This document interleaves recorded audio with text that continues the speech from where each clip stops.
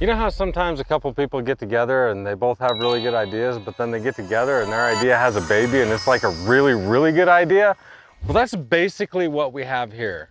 Because you've watched us build Cameo fence before and you know it to be a great horse fence, but what we've got today is going to be a completely different take on the Cameo horse fence that you know, how to use it to build one of the best horse fences out there quickly and easily, but how you might also use this as any kind of containment fence for any type of livestock or critter, including gardens. What we're gonna do is we're gonna marry two systems together. So you know the iPost from iFence, and you know the Cameo fence system. We've decided that wouldn't it be nice if we could put this on a black post so that it just looks a little sharper, right? We were doing it on the treated fence posts, and we just want it to look a little bit sharper. You got those nice sharp white wires, and with this we'll be able to adjust our height. So the adjusting height is no problem. You'll see how fast this system goes up here in just a second. Now what we're gonna do is right over here in the YouTube yard, we've got a little radius, and I thought, you know what? If we're gonna build some fence, let's just go ahead and make it curved, because everybody knows curves are difficult and they're hard because straight lines are easy. So we're gonna go ahead and curve this one real quick and show you how easy that is. The other thing we get hit for all the time is I don't have all the money to buy all those fancy tools you have, so I've dug out some tools that may get the job done for a little less money if you are on a budget. So I'm being very precise about where I start my fence. I'm just trying to go kind of in line with this because we've already kind of started lining this ditch with other fences, and I thought, hey, let's just put another example here. Should give us about 12 line posts or so, and we'll have 2 end posts that'll give us our tension posts. And for those, because they're 3-inch posts, I don't have anything to drive 3-inch. Well, I shouldn't say I don't have, but I know you're not gonna have anything to drive 3-inch posts. So for right now, what we're gonna do is we're gonna dig and set those in dry packed concrete so that we can stretch on them today, and that should be adequate. Now, if you do have the means to drive these posts, they can be driven. It's been done by others in the past, but we're gonna show you how you can do it at your place. Because this is on a curve and I have this nice white rope, I'm just gonna use that to lay out my curve. That seems super, super easy.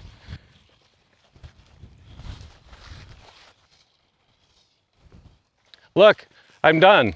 It's literally that easy. Now, if I want to adjust these things, I could come down here and snuggle my line, look at it a little bit, and then just drop it right here. Oh, I want a little closer to the ditch here. We better snug it over. I like this. This looks really good. And you know what? Because it was Cameo fence and you're getting ready to put up Cameo fence, you already have the tool you need. Oh, dang it, I just painted it. Okay, don't do that. Don't paint your bright white stuff. That was not a good move. I'm used to tape measures. I have already messed up. I will admit that. We're gonna lay these out on 12-foot centers. That's what they recommend at Cameo fence. You can lay them out wherever you want, just depending on the kind of pressure you're gonna have on that particular system. 12 foot to start with. If you want a little bit stronger, maybe 8 or 10. If you think you've got a little bit less pressure and there's not a bunch of green grass on that side and no grass on this side, maybe you can get by with 16s.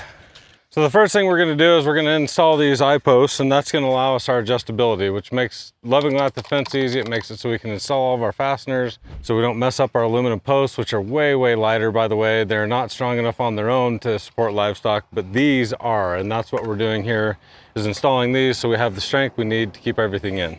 Today, what we're gonna be using is, now this is a driver I bought off of the Beaver store. We'll drop a link down below in case you're interested in it. It is underpowered. I'm gonna see how it does on this. I'll drive a couple of them to show you how it does in our particular ground. If I struggle with this, I'm not gonna take all day to show you guys that it'll work, but if you guys wanna struggle through substandard equipment, this one is much more affordable than the ones we sell, but it is also much less effective. Bear that in mind.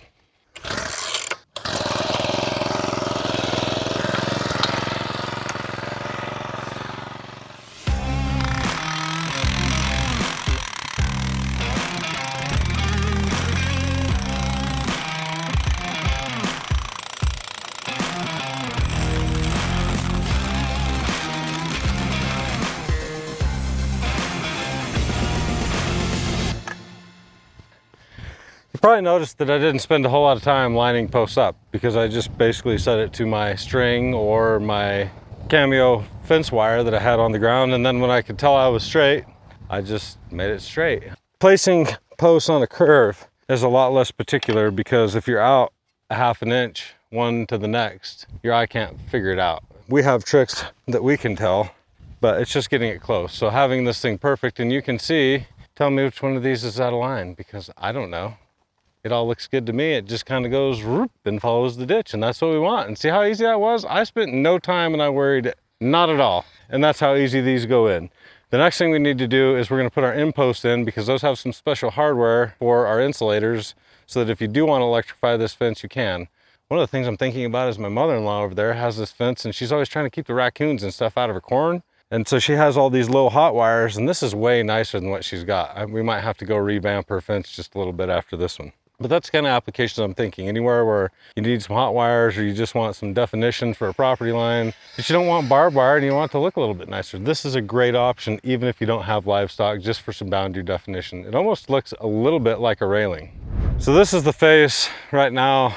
This is the face of my fence. The hardware on the 3-inch post, the fence face line, because all the stuff bolts to the face, is 1.5 inches this way. Not a huge deal, but I'm gonna go ahead and offset the end post 1.5 inches, just so that my wires or my ropes, when they're running down there, they just look like it flows better. It's just a personal preference thing. Now for my next trick, you know you gotta do it. We've got the Beaver out again today. We're gonna see if we can get this thing fired up and use it to not have to hand dig a hole, because that doesn't sound fun at all.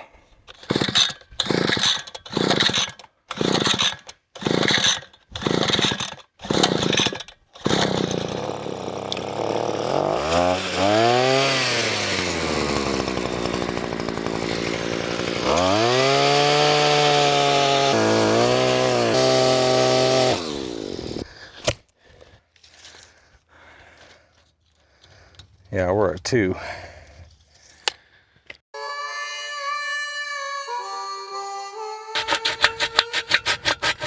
So what we're going for on these end posts is about 3 feet roughly. Honestly, what we're looking for is we're looking for at least 2 foot embedment, especially the way we've got these turned. Now, if we could turn them the other way, they would have more strength, but these are kind of like a T-post and kind of serving the same purpose as a T-post, only giving you a lot more decoration. So keep that in mind. These are the only ones that are really pulling some, or holding some tension, but only as things run into it. And it's not, you know, we're not trying to get this thing banjo string tight, kind of like we're doing barbed wire fence. So not the same thing at all. This one they've already got drilled out because they were playing with the system. So please ignore this. We'll show you how to drill out the other end when we do that with you.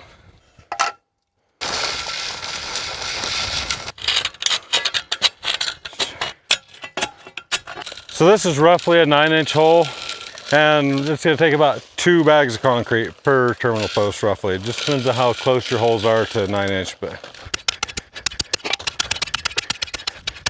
now if you want, at this point, you could add a little bit of water to the top of this and let the top cure a little bit, come back tomorrow and start working on it. Or because it's all packed in there, all we're going to do is gain compressive strength as the water starts infiltrating the concrete and making it harder.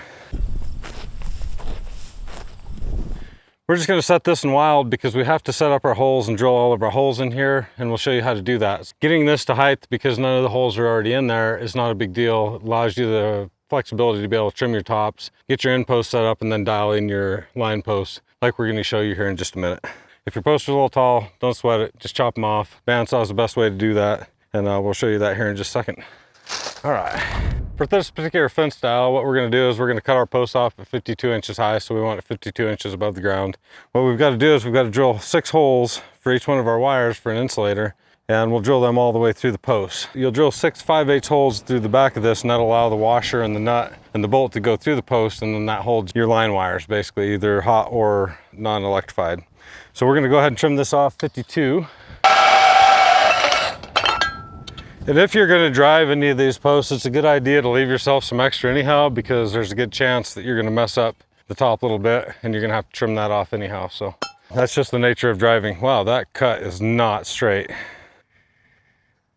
The cool thing is that because Clayton's been working with Sean King also, they've developed this really easy guide that helps you figure out exactly where to put your insulators on your line posts. And this works even better because we're working with perfect 2-inch square posts and perfect 3-inch posts. There's 2 different marks on the ends. One's for a corner post, which we obviously don't have because we're rounded. The other one is for the end post. And we'll have a link to that with everything else down below. Okay, let's do this thing. You can set that up there. Because this takes all the math out of it. We've already done the math for you. Anytime we can have a jig, that is amazing.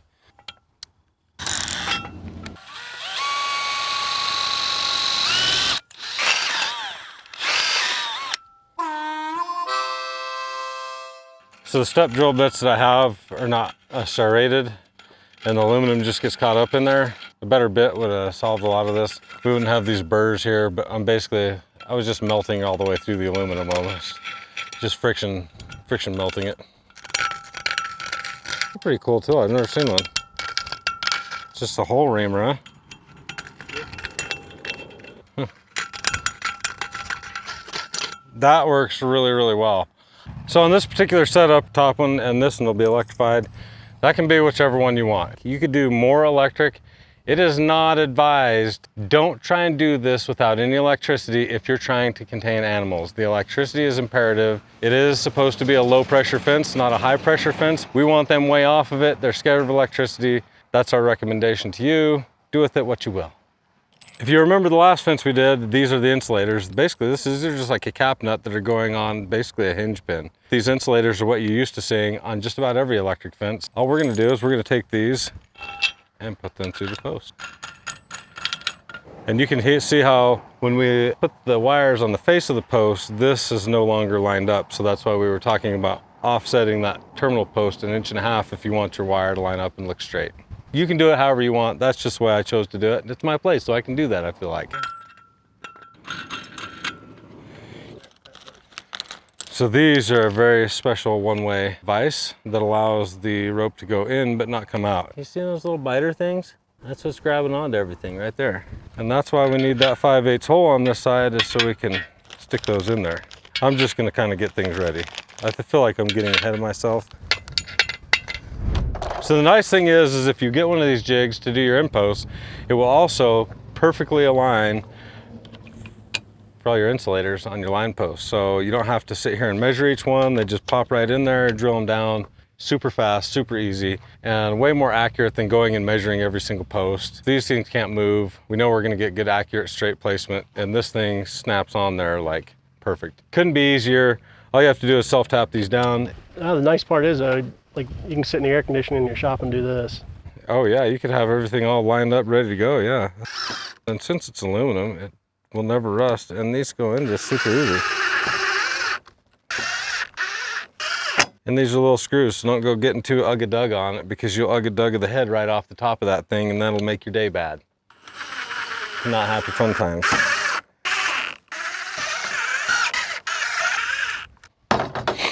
It's looking good.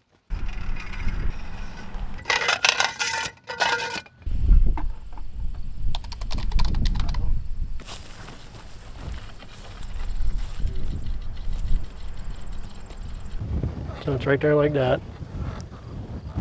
Go underneath of it, or put that twist in there, go right back over top. Oh, clove, is that a half hitch or clove hitch? Whatever it is, it holds. Now, if you remember right, this is simply going to insert into the back side of this, but I'm not going to do that because, well, I won't get it released, so I won't do that until I get on this side. Cut that end on an angle too.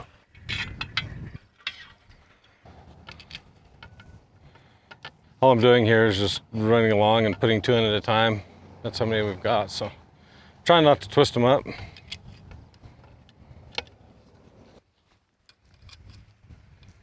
As I pulled it, I could actually pull it through there too and just put it in there as I pulled it, which maybe I'll do next time.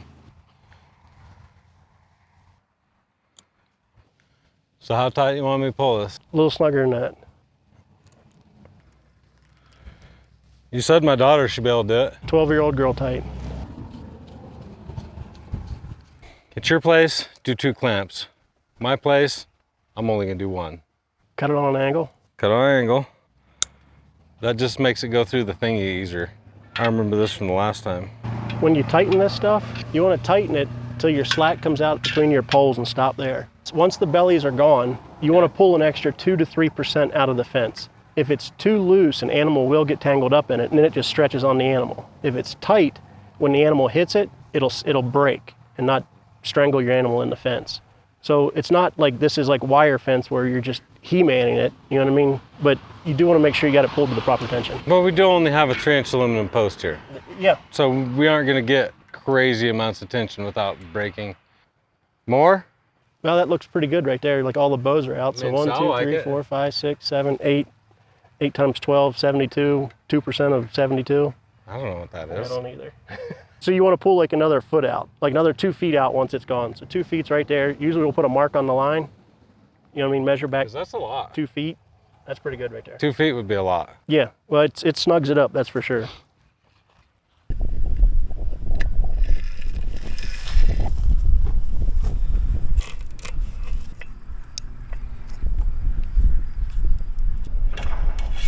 See that nice angle. That just pops right through there, nice and easy. Okay, so we're gonna go no slack. That's like right there. That's like no slack. Yeah, that's really tight right there, honestly. So that's all I'm getting like on this run here, which we've got 100 feet. Again?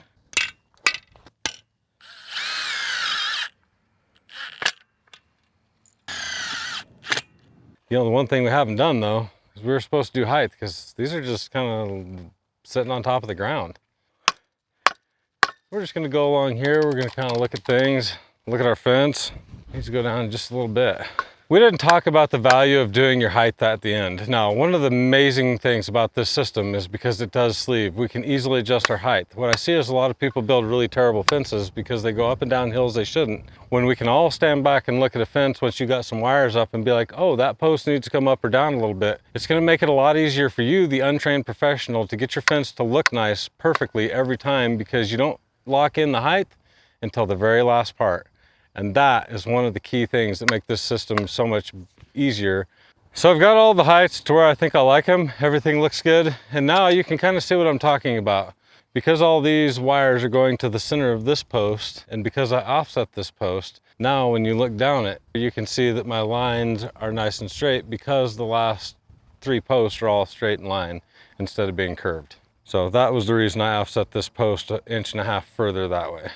And I know what you're thinking. Now, what keeps everything in line? And this is where we add the lockdown screw. So at the bottom of each one of these line posts, because they're just sleeved on top of these, and maybe some of them are driven into the ground just a little bit, which is a point I would make right now. If you're gonna order this system, make sure you order enough posts that if you go through hills or valleys, that you've got enough extra posts you can trim off to get your height right. Think about little hills and stuff. We like to order the post 6 inches taller than we think is gonna be sticking out of the ground. So if I was doing a 4 foot tall fence, I'd order posts that were like 4.5 feet tall so I can put some of it in the ground, get all my heights adjusted, and then put my lockdown screw on. But all this is staying exactly where we want it. It would stay like this forever probably, but just to be safe, we're gonna add the lockdown screw at the bottom of it. We'll put caps on the top of it, and this is the finished product. I've been working for 2 hours, pretty much by myself, and haven't even broken a sweat. Basically built 100 feet of fence solo. And this looks good, it's energized. I would really consider this around a garden, especially for people that have a lot of deer problems. We get a lot of people asking us for, what do I do with the deer? Deer hate electricity, they're gonna stay out of your garden, maybe 13, 14 strands all the way up, and you don't have to build this great big huge elaborate deer fence. So great for that, it's great for your horses, great for other critters that are scared of electricity, which is just about all of them. So if I'm signing up for the demo, it's not that hard. That's what you know. If you see me doing a demo anymore, you know it's easy, because I'm not doing anything hard. I'm too old for that crap. No, it's a very good system. We got 6 wires on this thing. I've got a lot of resistance, but it's that physical barrier. It's what the animals are looking for, and almost anything is looking for is a physical barrier, but if they do touch it, it needs to be that hot stove. They're like, I'm not messing with that again, and then they just stay away from it. The best fences in the world that I built down here years ago are all pushed over, even though they were great at the time, even though they were built with all, you know, the best technology I knew and the best wire I knew, the cows pushed on them because there was no hot wire. Having a hot wire on a fence is almost a necessity if you want to keep your animals away from them. I mean, the grass on the other side is just too alluring. This is what we want to use for a lockdown screw. These are quite larger than the other ones. We're using probably like a 12 or 14, something like that. Reason for that is we've got to go through all that aluminum, and now we're going through the eye post. But we're going to put that screw in right down here at the bottom, right here, just offset from the center, because remember we have that rib going up the center, so we don't want to be in the center. And we'll just stick it right down here in the side, and it'll go into that flange. And now, all of a sudden, it doesn't matter how hard we pull, we've got like 1,000 pounds of shear strength. So this thing's staying right here, and we can pull on them, we can do whatever we want. We've got a good strong fence. This is the new fence. And then the finishing touch, the cap. Yeah, and I think that probably makes one of the nicest looking, easiest to build horse fences out there. If you need a good boundary, if you're looking to keep livestock out of an area, or you're trying to keep wildlife out of an area, especially gardens, things like that, I can see this being a very valuable fence. You can always add more or less electricity as you see fit. Every other one of these could be electrified if that's what you wanted to do. The other nice thing about doing all this is that you can change your own spacing. Because these posts aren't drilled, and you can buy your posts in either 4-foot lengths, 5-foot lengths, 6-foot lengths, may even offer them all the way up to 8-foot tall lengths so you can do your deer fence. Because they're going to be undrilled, you'll be able to set your own wire spacing so that if you don't like 8-inch wire spacing, you can go narrower, further apart, whatever fits your application. Now, another thing, you don't always have to go with the aluminum all the way up. We had 6 foot, we probably did a little over 2 feet in the ground, which gives us enough strength here. But we could have probably had the aluminum I-beam only go up 2/3 of the way of the post and still achieved all of our strength. If you're looking for something taller than this or shorter than this, it's basically customizable to whatever you want. You just need to buy the right height post for whatever you're looking for, the right size insert for what you're looking for, and then the correct number of insulators and wire for the appropriate number of wires. If we can help you, let us know. As always, there's links down below for all of this stuff. So you're probably asking yourself, what really makes this different than anything else on the market? And really, it's kind of this right here. And it's the fact that we can just sit on it and we're not going to break anything. It's not electrified at the moment, but trees can fall on this stuff and it's going to bounce right back. A lot of this stuff got a really bad rap back in the early days because people didn't know what they were doing, and they were using new systems such as high tensile, and horses would run into it, and people were worried about their horses getting cut up. And I'm just going to say something super controversial right now, and that is, if you have a horse, those things are basically trying to figure out how to kill themselves all the time, and the more they're worth, the more they're trying to figure out how to kill themselves. You know, nothing's 100% horse safe, but what this does is allows the horses and the animals to hit this stuff, have some flexibility so it's not super rigid like you're hitting a brick wall, and then give them a chance to get out of it, bounce back, and not have a giant mess in your fence and have a whole bunch of broken wires because an animal just hit it. That's really what you're getting. I'm gonna stop doing this now because I feel like I'm gonna fall, but you get the idea. This stuff's incredibly tough, super safe. So today we used Beaver tools, and I think it's important to mention that yes, they are cheap, but remember, it's the good companies like the Rhinos and the people like that that are keeping our people here at work. And I don't know how these guys can chew up these parts and put them into a package like this that can actually drive posts, although they did. I have no idea how to service this thing. I don't know where you get parts when this is broken. It's basically a once and done. Like when it breaks, you're done. Same thing with the auger. When it breaks, you're probably done. Maybe you can fix some of this stuff, but the motors and stuff will cost you as much as the entire driver, so you're done. So if you want serviceability, you're looking for good companies, this isn't where it's at. We're simply doing this to show you that there are tools out there that can fit every budget so that you can build really good, high quality fence and not kill yourself. Building fence is hard enough. We don't need to make it harder. Tools like this can and do work. Harbor Freight's in business for a reason. Digging is dead. But no digging, and then the ability to adjust your height for the untrained professional later on when they have all the rails and they have all the visual cues in place is a huge deal. That's what you're getting when you buy an iDrive power system fence. That's what the name means simplicity, and when we team up with people like Cameo Fence, that's when you get a bomber project. As always, I'm Mark with SWI here in Wyoming, Wyoming's fence company, hopefully soon to be the nation's fence company, and I hope you have a good dang day.